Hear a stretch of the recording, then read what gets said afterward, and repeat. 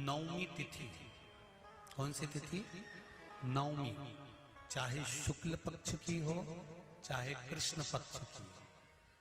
7 दुर्वा। कितनी दुर्वा? 7 दुर्वा अशोक सुंदरी वाली जगह पर चढ़ाकर, शंकर भगवान के ऊपर चढ़ाकर, गणेश जी के चरणारविंद को लगाकर उसको लेकर आना है। हाटकेश्वर महादेव का स्मरण कर। कौन से महादेव? हाटकेश्वर महादेव। उसको लेकर आइए।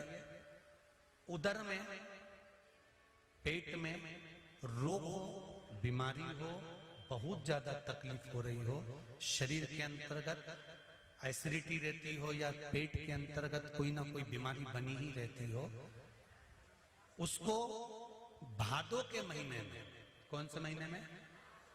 भादों के महीने में किसी भी दिन सुबह के समय जब आप वो दुर्वा लेकर आए, 5 दिन, 6 दिन, 7 दिन में एक एक कर कर खाली पेट उसको चबा चबा कर खा लो और पानी पी लीजिए। करना पड़ेगा श्रावण महीने में, खाना पड़ेगी भादों में। चतुर्मास में चारों महीनों का बड़ा बड़ा महत्व है। कभी आपको एक स्मरण रहा हो कि जिस नारी के, स्त्री के रजोधर्म से जुड़ी हुई या पुरुष वर्ग में भी कहीं ना कहीं किसी ना किसी रूप में इस उदर से लेकर एड़ी तक के बीच में जो भी तकलीफें होती हैं उससे जुड़े हुए के लिए भी सावन के महीने में एक प्रयोग आता है। उसको कर लेने से संपूर्ण जीवन समय में ये नाभि कोश से लेकर एड़ी तक के बीच में कभी तकलीफ हो ही नहीं। और वो जल शंकर भगवान को शूलपाणेश्वर महादेव के नाम से चढ़ाया गया। कौन से महादेव के नाम से? शूलपाणेश्वर महादेव। शूलपाणेश्वर, उसका भी स्थान है कि वो जल कहां चढ़ता है।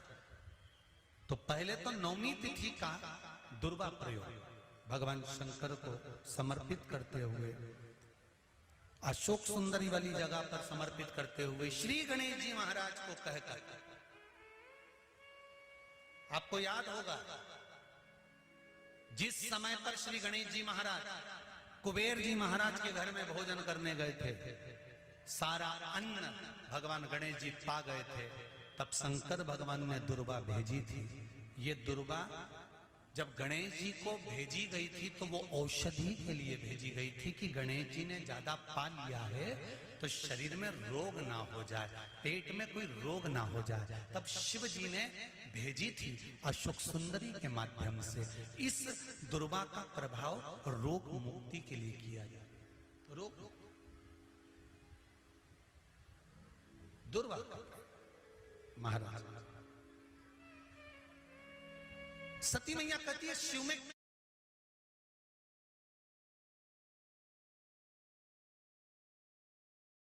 आप बताओ कि शिव में कमी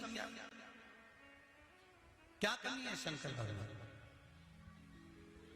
कोई कहते हैं, कई लोग कहते हैं कि शंकर भगवान तो रुद्रदेव है, उनको तो क्रोध जल्दी आता है। हम कहते हैं कि आपका 120